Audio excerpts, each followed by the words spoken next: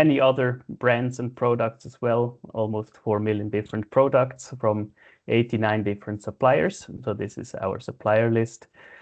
But this is not the topic for today, and I think we can dive right into the topic. So I'm introducing to you Joanna. She's an absolute expert in Western blotting, working with this technique since more than 20 years already. So feel free to send her any questions by email or directly ask in the webinar. We're very happy to cover them all today. So I'm handing over to Joanna. Thank you for this opportunity, and yes, to everybody, enjoy the webinar. Thank you. Okay, good morning, everyone. I just shared the wrong screen. Oh, I see. Yeah.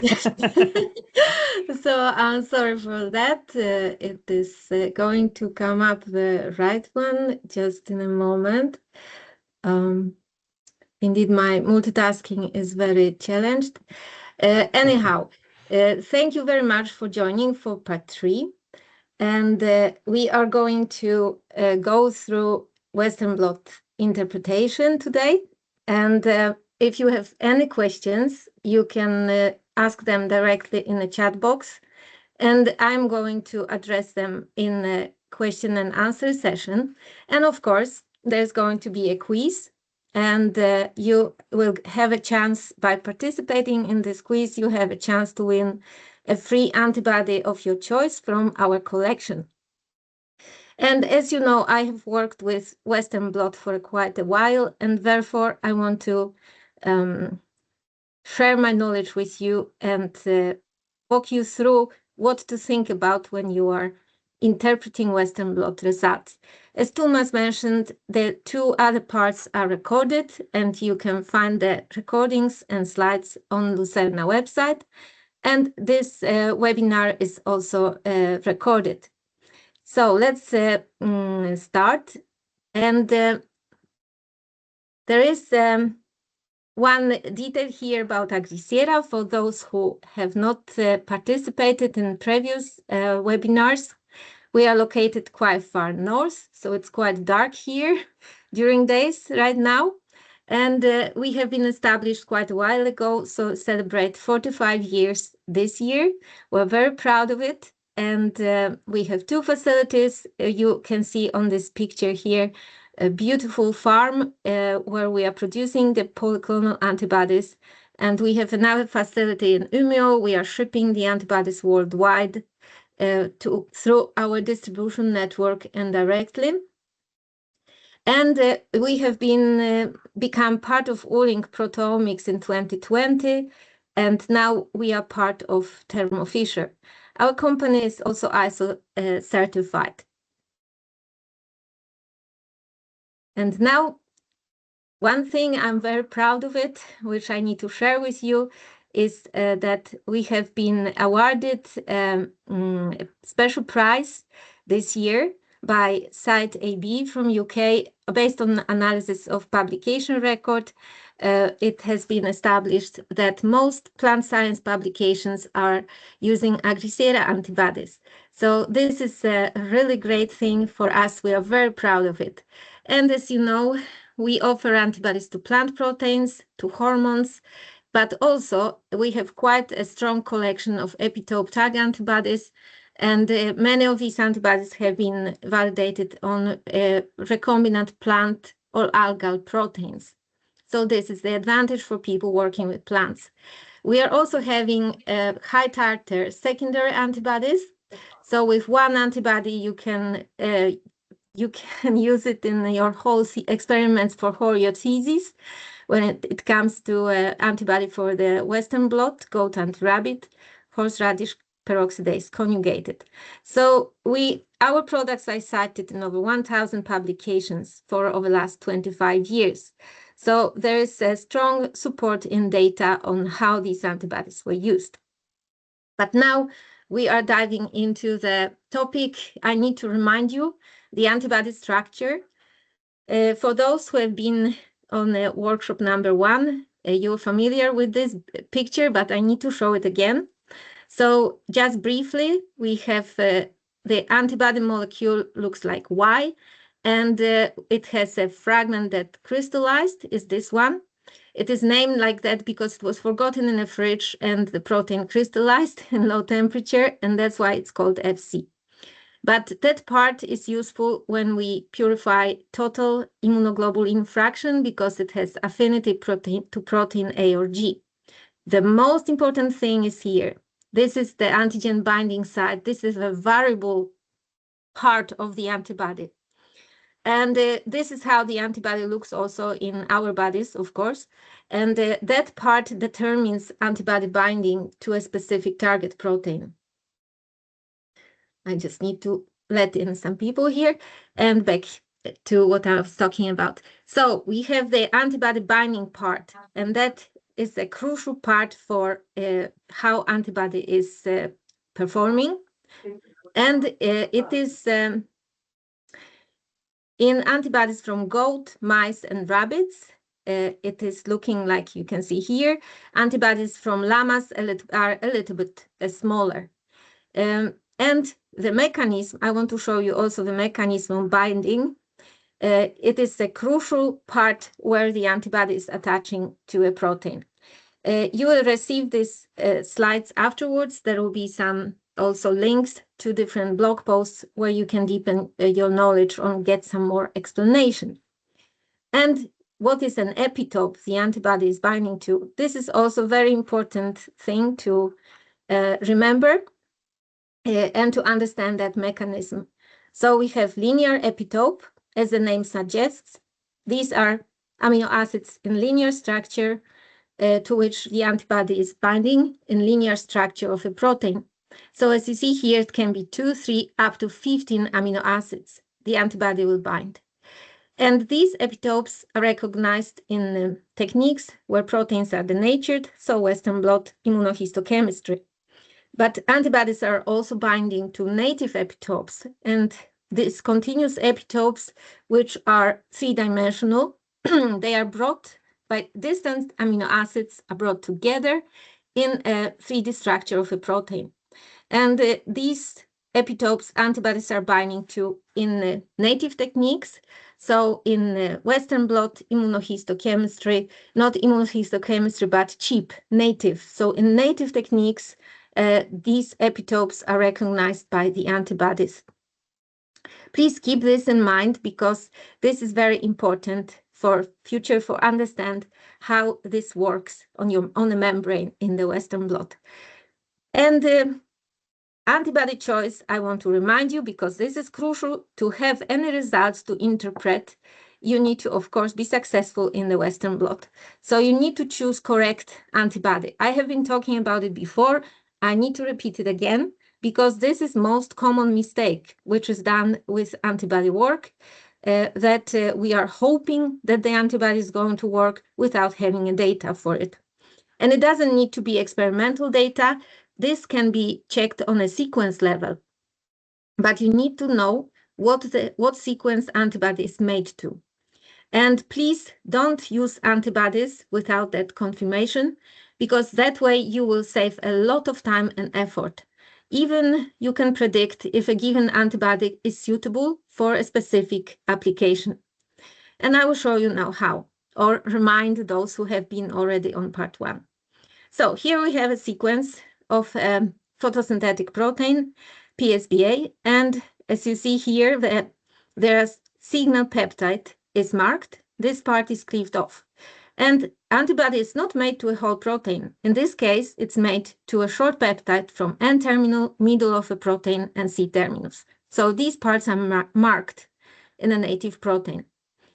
And that specific sequence, which antibody is made to, need to be found in your protein, at least in 70% of homology.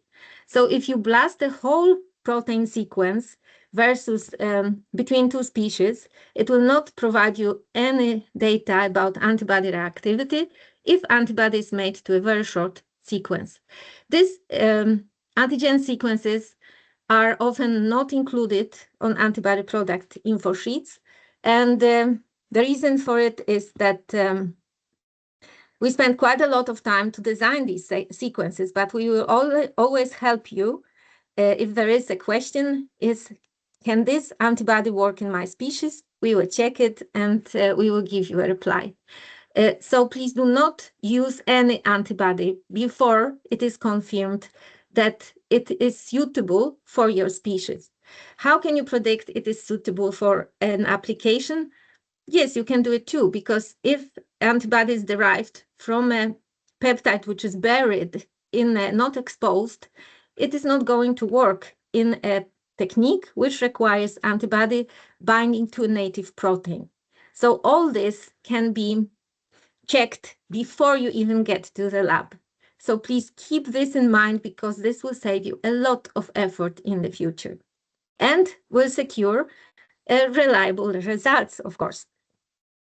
Next thing you need to check is information about your protein. So protein checklist. And here comes molecular weight, which can be different. Calculated molecular weight, calculated based on a sequence, can be different from apparent molecular weight, which protein is migrating in SDS gel. We also need to know biochemical properties like isoelectric point, which will determine the solubility of a protein. And also my favorite is protein abundance database. Before we start working with any antibodies, or even in the process of deciding which antibodies are going to be made, we are checking abundance of a protein in this database. It contains hundreds of species, and it's extremely useful. Over those 45 years, we have learned that it is rather difficult to make successful antibodies for proteins which are present in tissues in less than 10 parts per million, ppm. And this we can check in that database, extremely useful database, which I recommend you.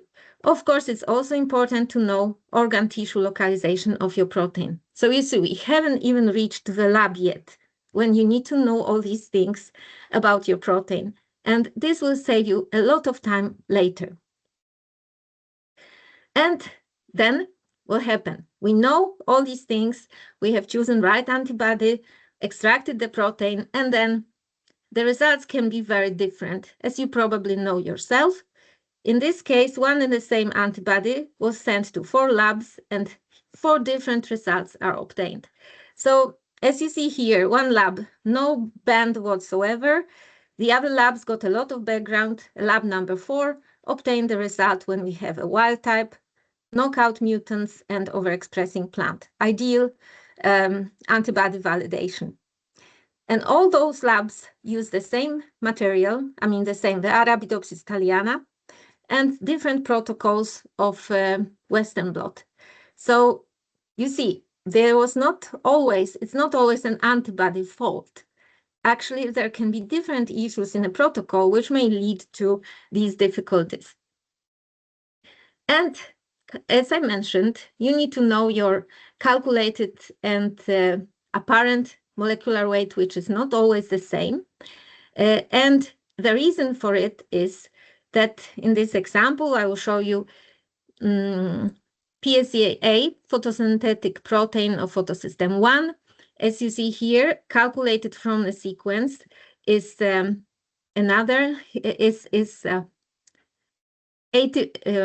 the sequence, calculated molecular weight is 83 kilodaltons. However, that protein migrates at around 55-60 kilodaltons. Why is that? Of course, it is a terminal processing, which is a reason for it, but not only that. There can be different reasons. Except processing, we have also various post-translational modifications, which can influence mobility of a protein. Amino acid composition, PSAA, is very hydrophobic. It can also change mobility of your target. There can be aggregation or proteolytic cleavage. Of course, if we add an epitope tag, the protein will change its mobility on a gel. And also SDS page conditions can also influence the mobility. So before you start your Western blots, please check if your protein is subjected to any modifications. Because if it is some more of post-translational modifications, there can be differences making a protein migrating faster or slower depending upon the modification. This is a list for you for the future. In case your proteins are phosphorylated, glycosylated, then for certain their mobility will be shifted. So this is something what you need to keep in mind when you are interpreting Western blot results. And I would highly recommend to use markers with IgG binding site. What does it mean? We are mixing markers, the colored markers we are using to track the progress of gel electrophoresis, but we are combining them in the same well with magic marks. These are markers which have IgG binding site, which means that they will show up directly when you're developing the blot using chemiluminescence. But this will give you a very nice security of estimating correctly molecular weight of your target protein. I have seen results which were misinterpreted because the membrane was turned around, the markers were not assigned correctly. So please keep this in mind. This is extremely important for securing correct estimation of molecular weight of your target protein. And these markers are not only for chemiluminescence, they can also be used with other detection techniques. Very efficient markers. And also when we are doing the Western blots, we want to have normalization controls. We want our results to be reliable, and it is done using, of course, loading needs to be done per protein, never per volume. When you are using photosynthetic organism, when you are extracting proteins from photosynthetic organism, you can also use chlorophyll. You can load on chlorophyll. There's a certain ratio between chlorophyll and protein, but please do not load on volume. If you're processing 10 samples, your extraction by hand, your extraction efficiency is not going to be the same comparing sample number 1 and 10, because you get tired and the extraction efficiency will drop. Of course, this is not the case when we're using bead beater. Anyhow, please do not load on volume. This is not a correct methodology. Also, when using chemiluminescence, you need to have a linear detection range. And here, there is a titration between, we have 2 different protein loads per well, and primary antibody was used in different dilutions. And as you see, with a higher protein per load per well, and more concentrated primary antibody, the little bit more of background bands will appear. You need to find the most optimal combination of protein load per well and primary antibody dilution.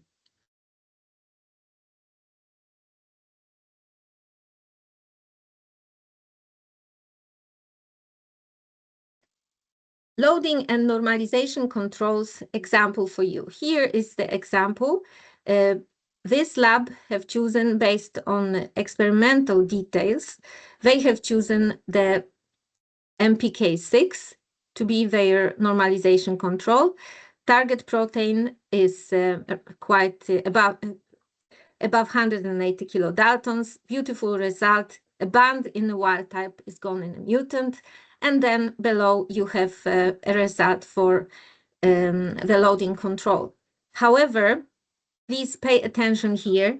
The exposure time is the same, but dilution in which these antibodies are used is different. This has to be optimized separately for each antibodies.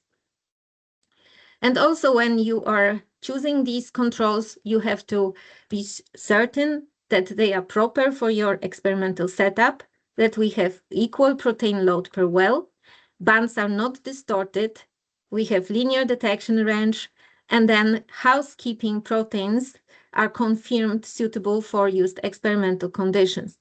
What do I mean by that? This is actually very important.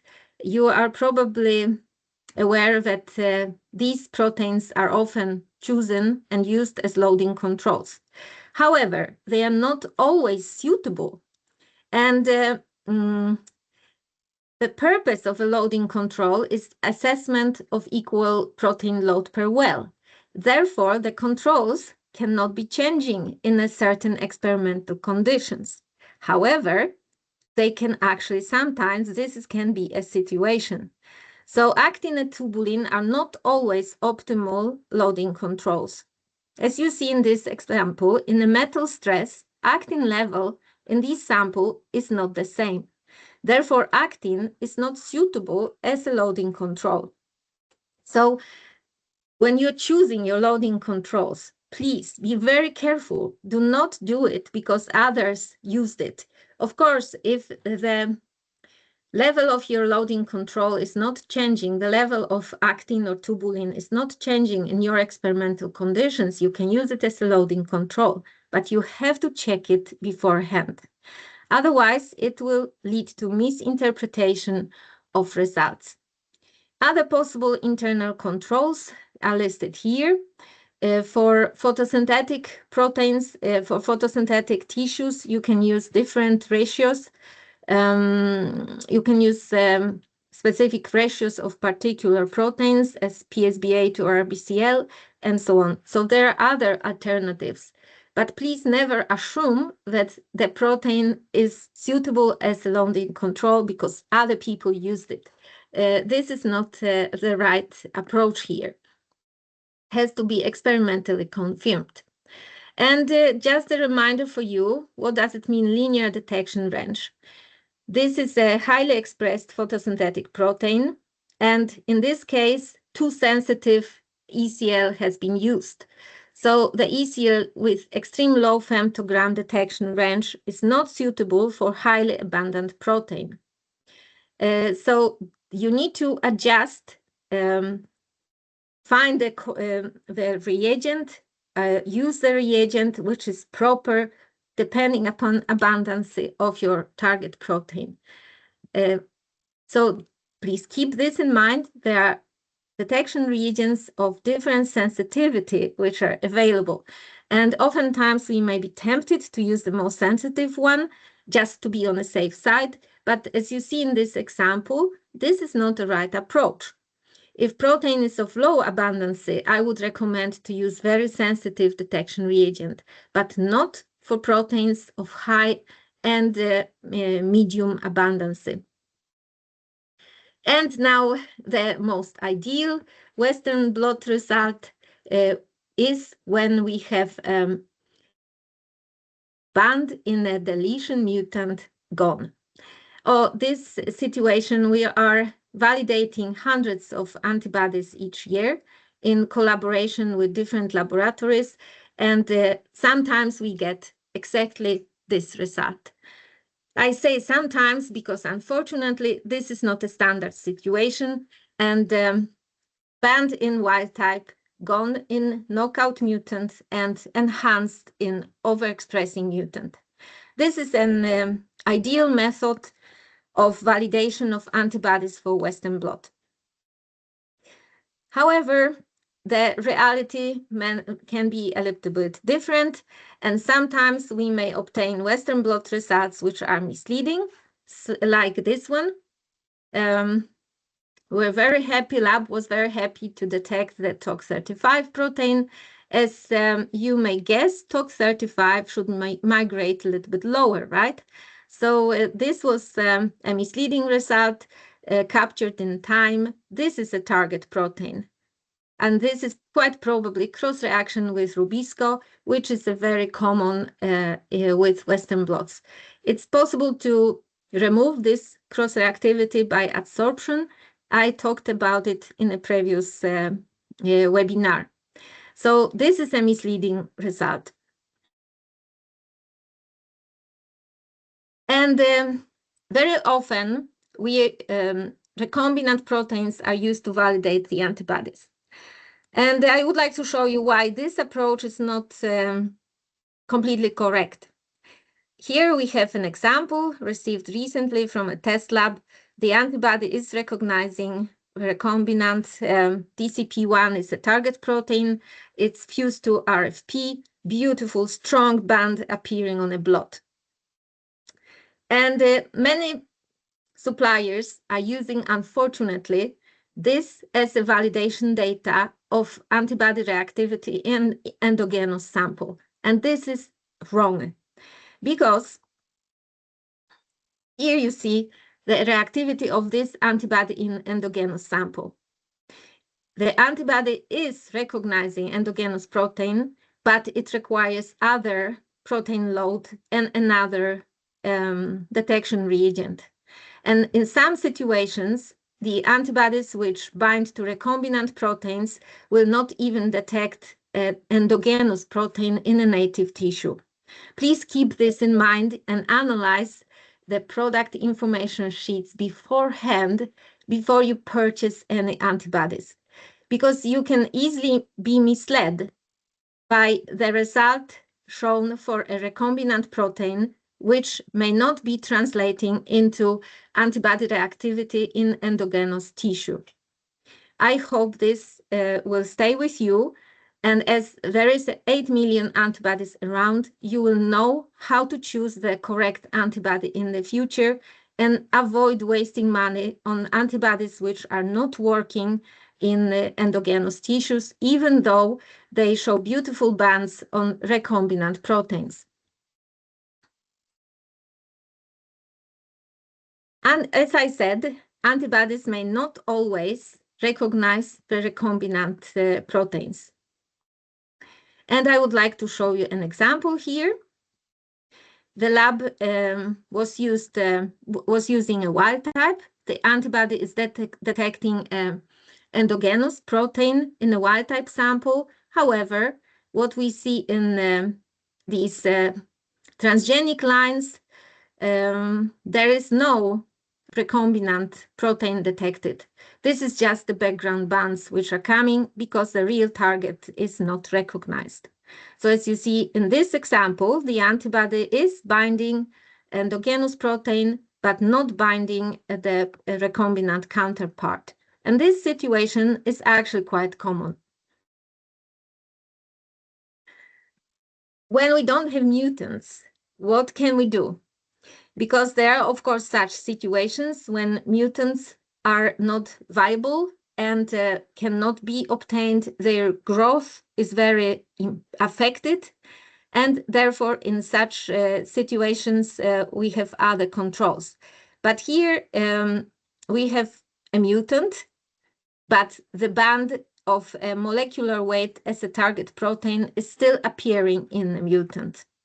And unfortunately, this is happening in 1/3 of antibodies which we are validating.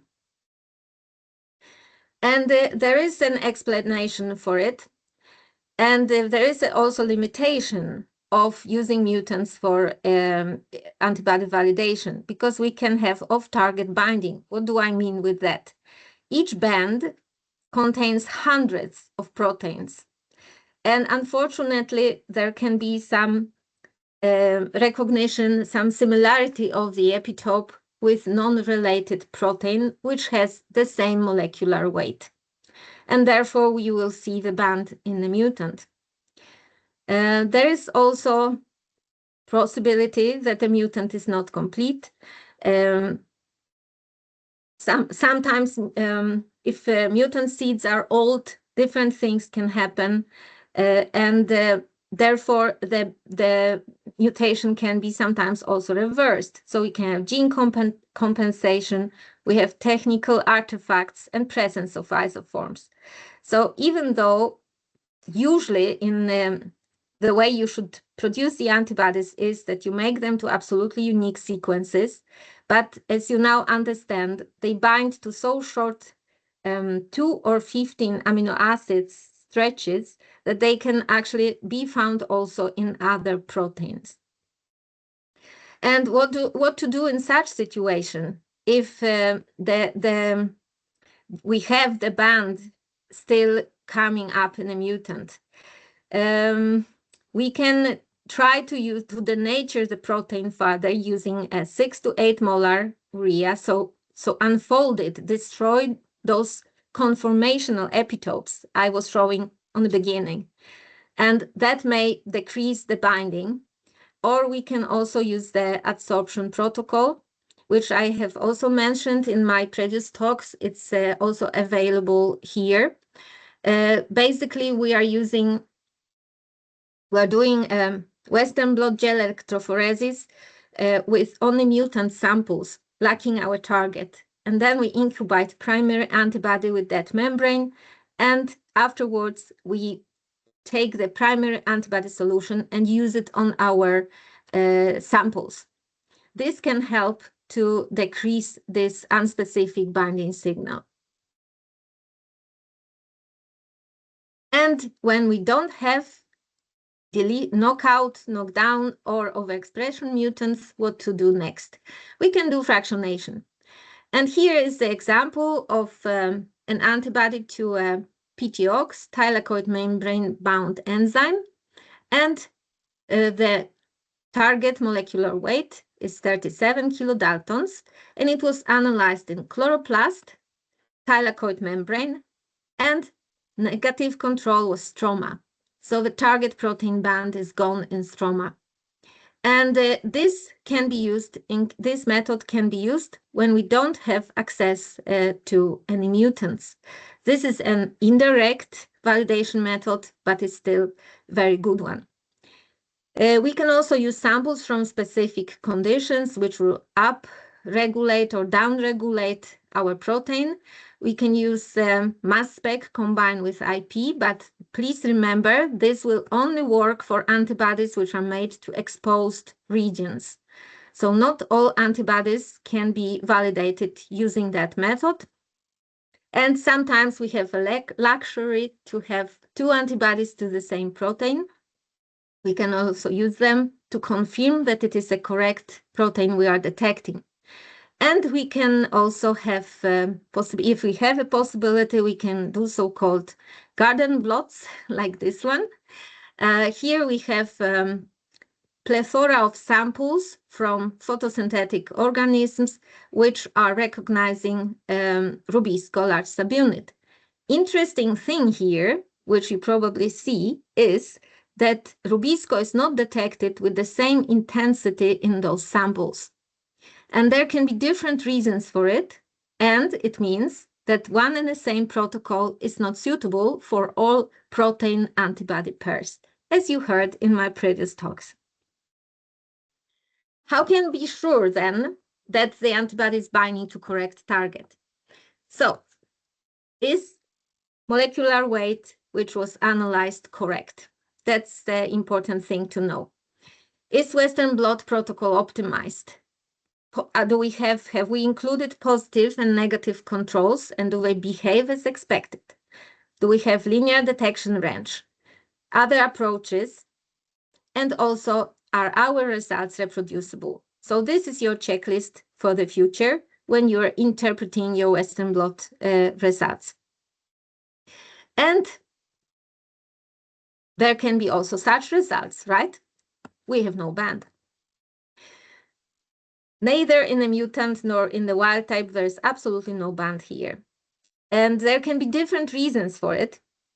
And one is protein extraction. For example, by adjusting protein extraction method, we can actually visualize a target protein band. So do not underestimate protein extraction. It is a quite important and crucial step for your successful results. And here we have a garden blot, barley, Arabidopsis rice. Peptide is perfectly conserved in all three species, but the band is coming only for Arabidopsis. Some of you probably know what has been changed. It was more denaturation, which was applied, which unfolded the target protein and allowed the antibody to bind. Also, one thing here important to mention is that, as you see, in different species, the same protein, target protein, can have slightly different mobility. So our checklist here will be: verify buffer composition, ask yourself if you use specific organ, if you included inhibitors. In some cases, it needs to be proteasome inhibitors. There was a lab which was for 1 year trying to detect a target protein, very important for their project. And they realized that it has been a target of proteasomal degradation. Nowadays, it can also be determined using help from various databases. So please don't underestimate this. It can be quite important.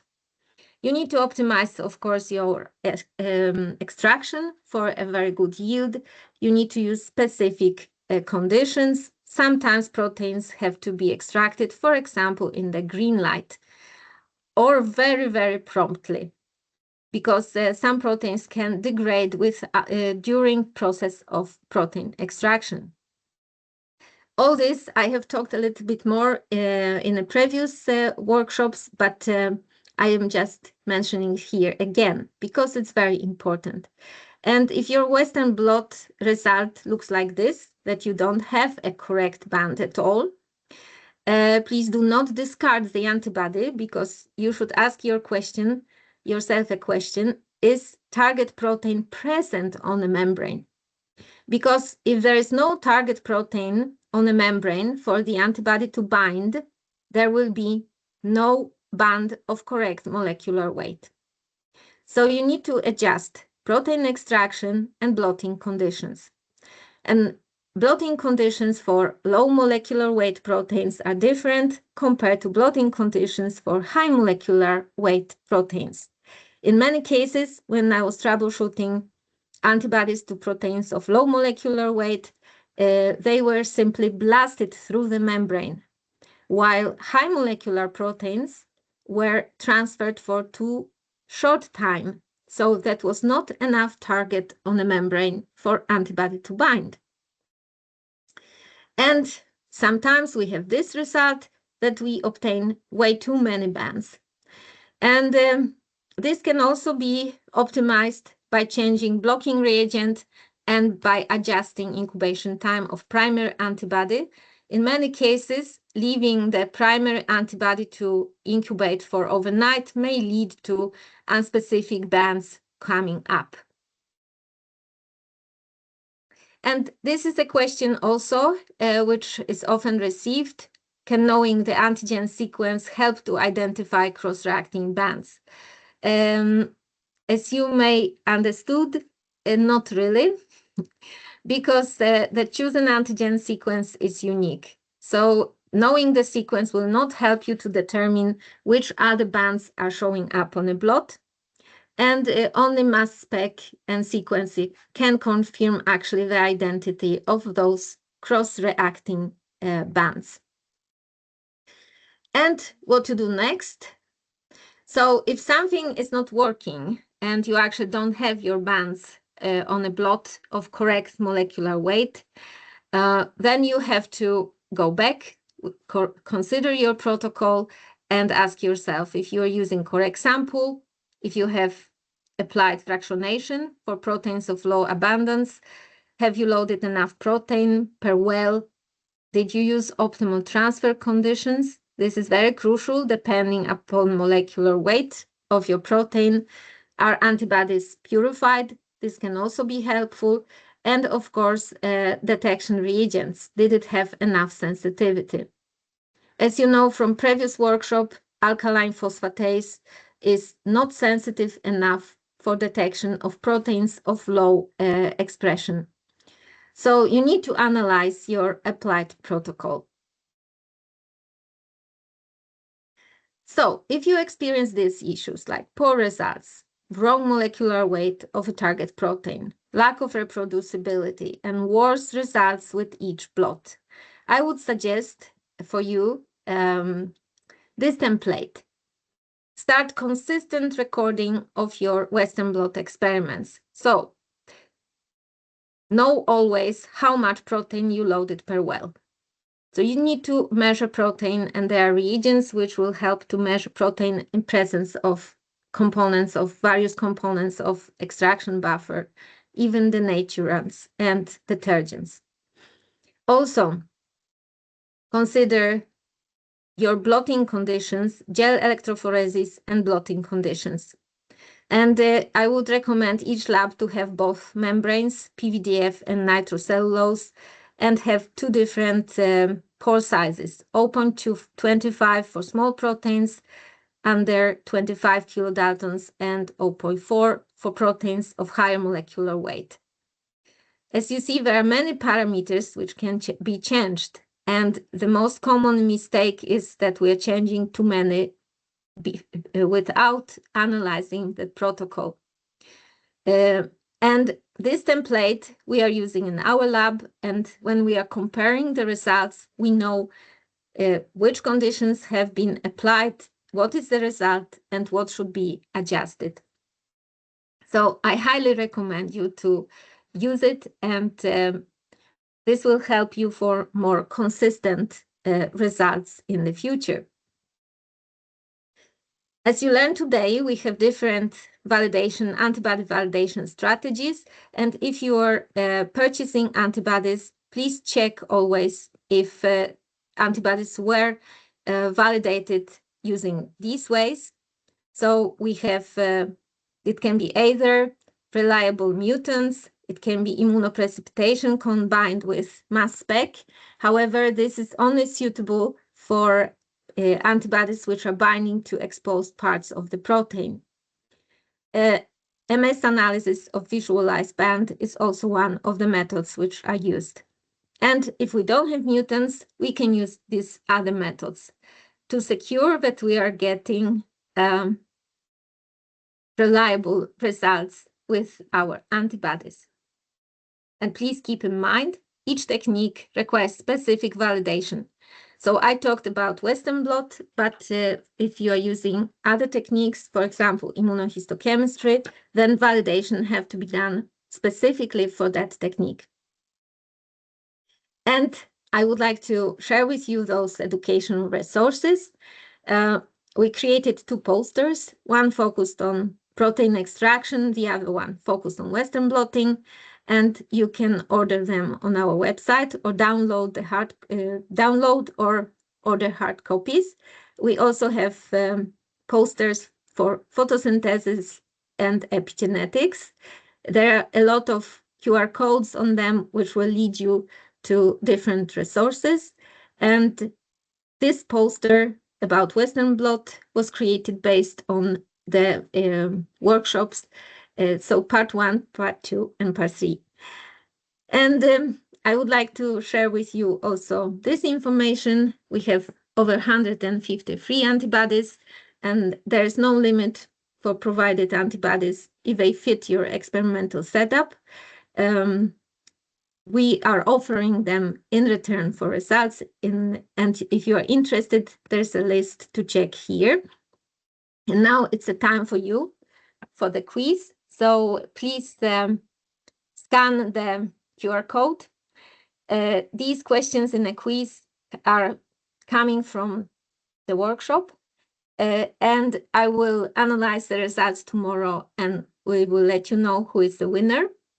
And you will have some time to make this quiz, so you don't need to do it right now, because now we are coming to the question and answer session. And sorry, I will paste the link to the quiz in the chat as well. And if you need to contact us, here is the contact information for customers from Switzerland. You're welcome to contact Lucerna. For people from other countries, you're welcome to contact us directly. We'll be very happy to help you with any antibody Western blot questions which you may have. And with this picture, I would like to thank you for your attention. This is how it looks in our location in approximately January. So thank you very much for your attention. And now it's the time for questions. I will share the links to the quiz. Don't forget to do it.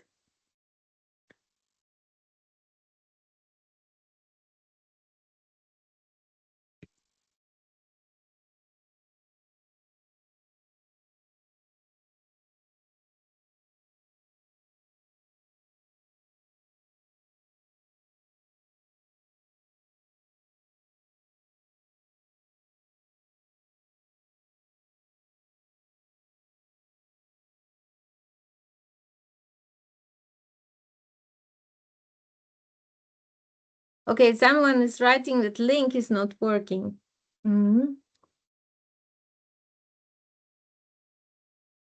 Oh, 3 questions.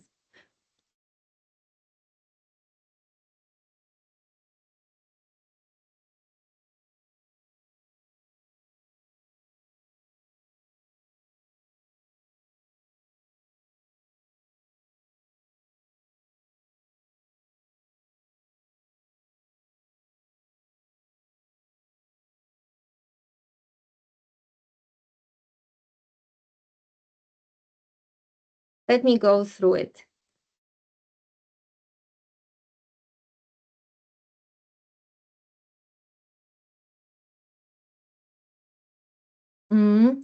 I believe sandwiching is a crucial part in Western blotting. While sandwiching the Western, which way do you suggest?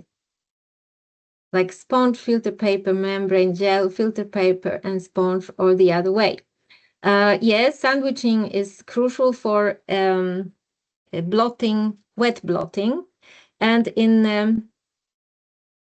the part 2, you will find also a short film how to assemble a sandwich. So it is crucial that you're not moving around also. We assemble a sandwich directly in a cassette, because if you're moving around, assembling a sandwich on the side and then moving it to the cassette, you're going to rub the gel against the membrane. And also you need to secure that the gel and the membrane are sitting tight. So sometimes pads are used up, and then you need to actually provide another additional pad if they are used up, to secure that the sandwich is tightly in the cassette. Okay?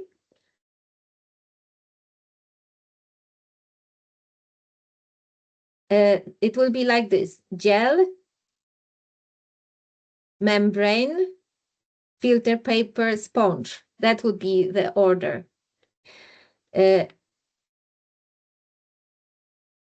What are the optimum conditions to get complete transfer of proteins? I'm interested in 23 and 45 kilodaltons. I used hand cast gels, okay, 1.5 millimeter. You will also find the answer here in the webinar part 2. However, I may quickly find the blog post which will also answer this question.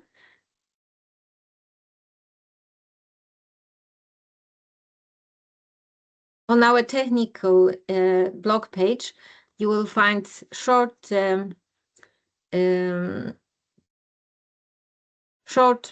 posts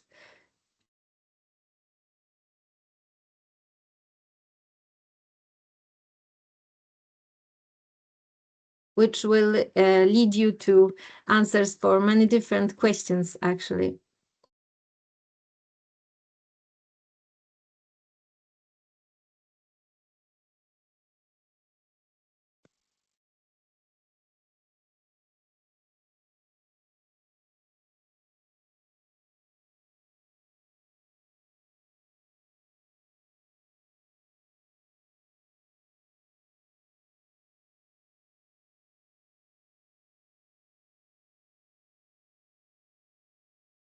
Okay, I found one example here. So this will be your answer for the second question. And talk 35 protein, what you showed, the faint band at 34 kilodaltons. No, we didn't think it was the dimer. It was Rubisco. So this antibody, unfortunately, didn't work properly. So what you can see also, you need to be really careful when interpreting those results. Are there any further questions? I will be happy to answer.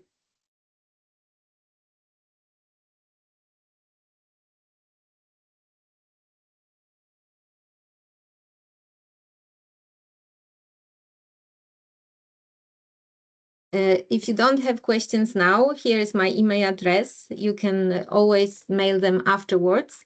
And I would like to encourage you to participate in the quiz and check your knowledge. I hope the link is working now. And thank you very much for your attention today. And you will receive the link to the slides and to the recording. Oh, here comes a question. Sometime in overexpresso lines, the band shift occur. Yes, it is possible. Yeah, because in overexpresso lines may also what I have seen was that overexpresso lines may contain higher amount of a target protein. And I don't know if the enduring overexpression, if the protein is subjected to any modifications in the overexpression lines, which would contribute to that band shift.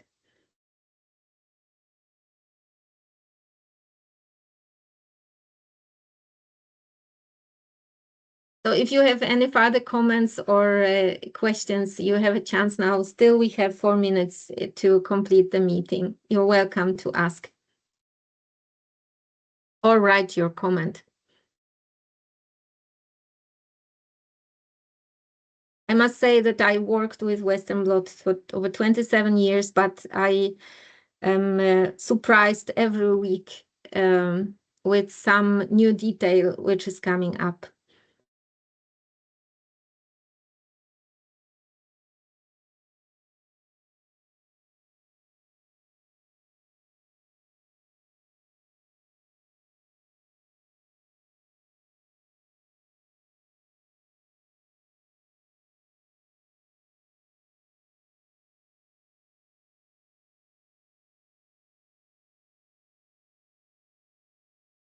Okay, how you will validate the band?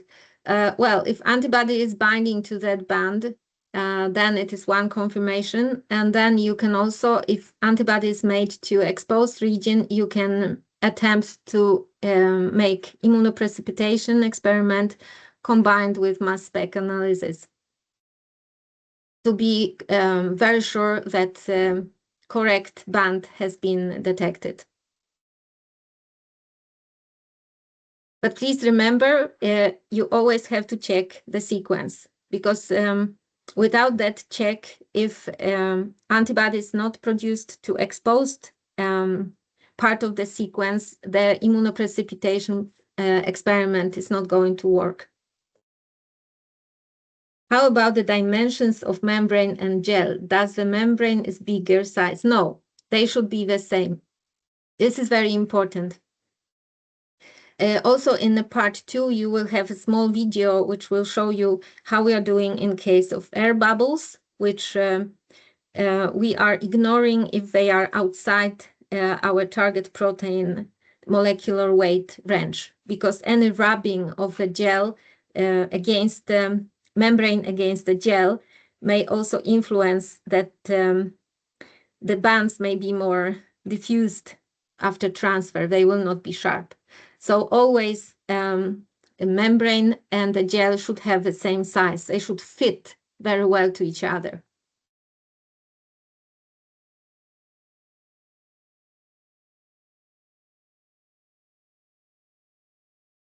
You're welcome. Now, I'm always learning from these questions, so I'm very grateful for people who want to ask them.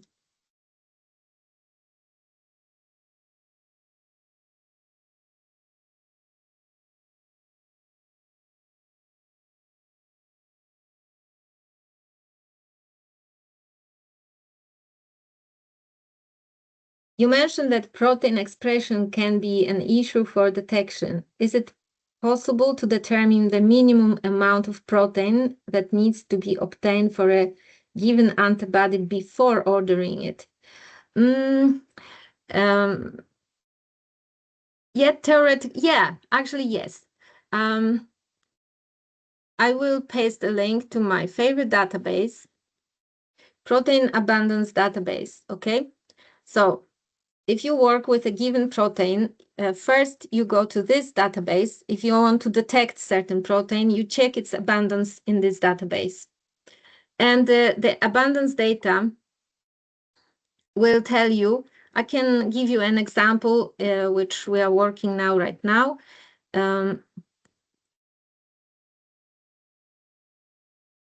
Just a moment. I will show you what I mean with this. So we have learned over the years that we are not attempting, if we can, to produce an antibodies to proteins of very low abundance, because we know that it is going to be difficult to detect them. So please check this example. Here you can see that in this case, AGA, the abundance is in whole organism on the level of 0.05 ppm. So this is extremely low abundance, and this will mean that there will be issues with detection. So quite probably you will need to load quite a lot of protein per well. You may need fractionation. If it's cytoplasmic protein, you will need TCA, acetone protein precipitation, to load some. In some cases, you need to load 100 to 300 microgram per well. Also, when you're purchasing the antibodies, you should check carefully product information, and they should contain actual Western blot data with a description, how much protein was loaded per well and how much, what was the primary antibody dilution. Because if you see that the antibody was used in very concentrated and there was high protein load per well, it will guide you to understand that these specific conditions are required.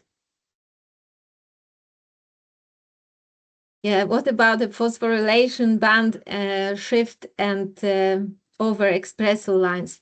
Yes, yeah, phosphorylation will lead to a band shift. And when you are analyzing phosphorylation, you have to have very good controls. Yeah, you are very welcome. I hope this explanation was helpful about the protein expression level.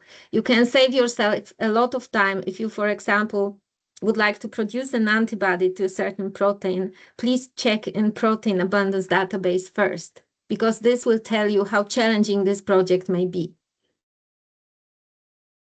I'm using this database daily. It is extremely useful, and not only for Arabidopsis, it is also for other species. So are there any more questions? You can always write them by mail. You can always ask me. And please take part in a quiz, because you will be able to win a free antibody. It will be open until tomorrow morning.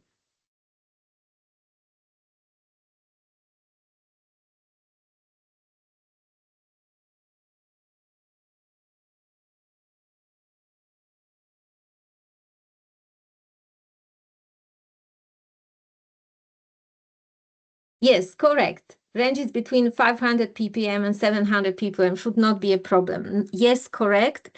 And to get a linear detection range, you may consider using not the most sensitive detection reagent for the protein of this abundance. So analyzing all these parameters before you start your Western blots will be extremely helpful. I hope that I provided you with knowledge which will guide you in the future. You're welcome. Thank you for this question.